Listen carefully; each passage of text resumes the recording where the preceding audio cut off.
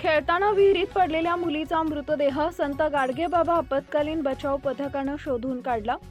दिनांक 1 फेब्रुवारी 2026 रोजी सकाळी अंदाजे 11 वाजताच्या दरम्यान मंगरुळपीर जिल्हा वाशिम येथील मंगरुळपीर ते वाशिम रोडवर विद्युत केंद्रानजीक असलेल्या वीट भट्टीवर काम करणाऱ्या मजुराची मुलगी खेळता खेळता येथीलच वीट भट्टी नजीक असलेल्या विहिरीत पडल्याची माहिती स्थानिक नागरिकांनी तत्काळ पोलिसांना दिली।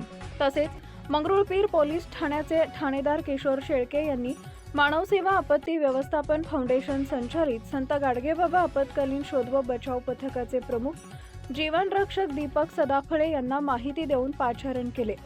लगेच दीपक सदाफळे यांनी तत्काळ आपले सहकारी गोपाल गिरे, गोपाल जयस्वाल, अपूर्व चेके, लखन खोडे, शुभम भोपळे, शिवा अडात, सिद्ध इंगोले यांना घटनास्थळी रवाना केले आणि घटनास्थळावर पोहोचताच ट्रेस केले असता विहीर ही कच्ची आणि पडकी असल्यानं काटेवरील कसरत करत जीवाची पर्वा न करता मोठ्या धाडसानं पथकाच्या जवानांनी ऑपरेशन चालू केले आणि एका तासातच विहिरीतील मृतदेह शोधून बाहेर काढून पोलिसांच्या ताब्यात दिले। मृतक मुलगी ही सुंदरी धनसिंग सिसोदिया, अंदाजे वय वर्ष 3, राहणार झीर पांजरिया, तालुका नेपानगर, जिल्हा बुरहानपूर येथील असल्याचं समजलंय।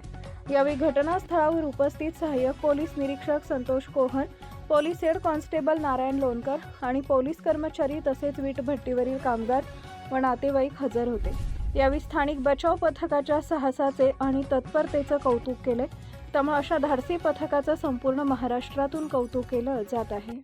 नवनवीन बातम्या पाहण्यासाठी आजच विदर्भ दूत न्यूज चॅनलला सबस्क्राईब करा आणि बेल आयकॉनला सुद्धा क्लिक करा।